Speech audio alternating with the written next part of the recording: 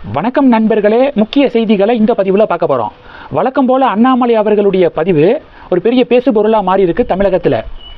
2010 தமிழக அரசாங்கம் ஒரு சட்டம் ஒன்று கொண்டு வராங்க.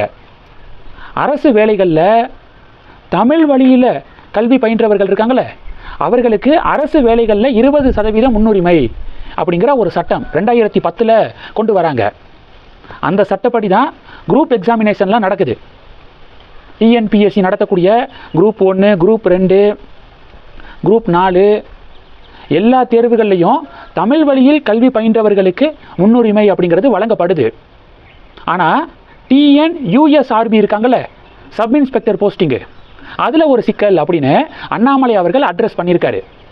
இந்த சப் இன்ஸ்பெக்டர் செலெக்ஷன் ப்ராசஸில் இப்போ என்ன ரூல் ஃபாலோ பண்ணுறாங்கன்னா, டோட்டல் வேக்கன்சியில் 20% வேக்கன்சி ஏற்கனவே இப்போ காவல்துறையில் பொறுப்பில் இருக்காங்களே, உதாரணத்துக்கு கான்ஸ்டபிள்ஸு 5 வருடம் கான்ஸ்டபிளாக இருந்து சப் இன்ஸ்பெக்டர் போஸ்டிங்க்கு முயற்சி பண்ணுறவங்களுக்கு 20% அப்படின்னு சொல்லிட்டு அதை அலாட் பண்ணியிருக்காங்க.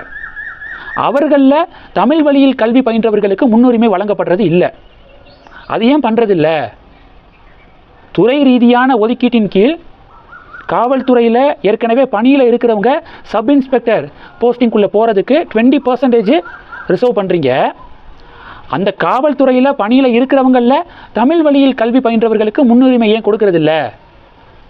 இதுலையும் அதை அப்ளிகபிள் பண்ணுங்க அப்படின்னு அண்ணாமலை அவர்கள் வலியுறுத்தியிருக்காரு. 2025 1352 வேக்கன்சி அறிவிக்கப்பட்டு செலெக்ஷன் ப்ராசஸ்லாம் நடந்திருக்கு. கான்ஸ்டபிளாக இருந்து எஸ்ஐயாக முயற்சி பண்ணுறவங்களில் தமிழ் வழியில் கல்வி பயின்றவர்களுக்கு முன்னுரிமை நீங்கள் இன்னும் கொடுக்கலை. அதனால் தமிழ் வழியில் கல்வி பயின்று கான்ஸ்டபிளாக இருக்கிறாங்களே, அவங்க இதனால் ஒரு பெரிய சிரமத்துக்கு ஆளாயிருக்காங்க. 2010 கொண்டு வந்த சட்டத்தில் ஏற்கனவே அரசு பணியில் இருக்கிறவங்களுக்கு இது அப்ளிகபிள் ஆகாது அப்படின்லாம் சொல்லலையே. அரசு பணியில் இருந்தாலும் அவங்க அடுத்த ஸ்டெப்பு போகிறதுக்கு தமிழ் வழியில் கல்வி பயின்றவர்களாக இருந்திருந்தாங்கன்னா அந்த அடுத்த ஸ்டெப்பு போகிறதுக்கான சட்டத்தை வழிவகுக்கணும். தமிழ் வழியில் கல்வி பயின்றவர்களுக்கு அந்த ஸ்பெஷல் அங்கீகாரம் கொடுக்கணும். ஏன் ஆல்ரெடி அரசு பணியில் இருக்கிறவங்களுக்கு நீங்கள் மறுக்கிறீங்க அப்படின்னு அண்ணாமலை அண்ணன் கொஸ்டின் கேட்டிருக்காரு.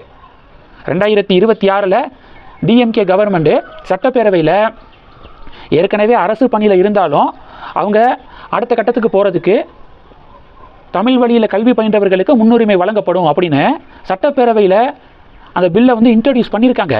ஆனால் அது சட்டமாக இன்னும் மாறலை. டிவிகே கவர்மெண்ட்டை உடனடியாக இது சம்பந்தமான பில்லை சட்டமாக மாற்றணும். அரசு பணியில் ஆல்ரெடி இருக்கிறவங்களாக இருந்தாலும் அவங்க தமிழ் வழியில் கல்வி பயின்று இருந்திருந்தாங்கன்னா அவங்களுடைய ப்ரொமோஷனுக்கு அவங்க அடுத்த ஸ்டெப்பு போகிறதுக்கு முன்னுரிமை வழங்கணும் அப்படின்னு அண்ணாமலை அண்ணன் இந்த போஸ்ட் போட்டிருக்காரு. இந்த போஸ்ட்டுக்கு நன்றிகள் குவியுது.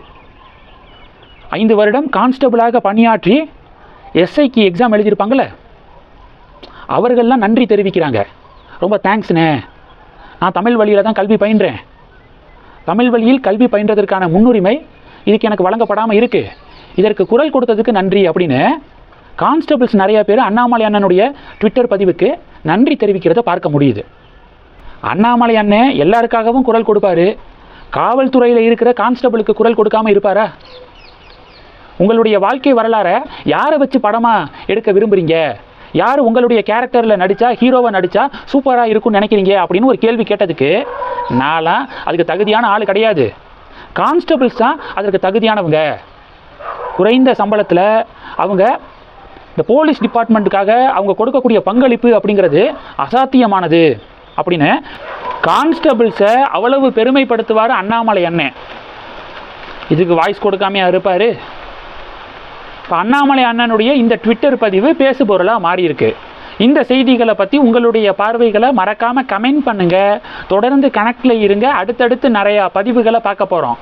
நன்றி. ஜெய் ஹிந்த்.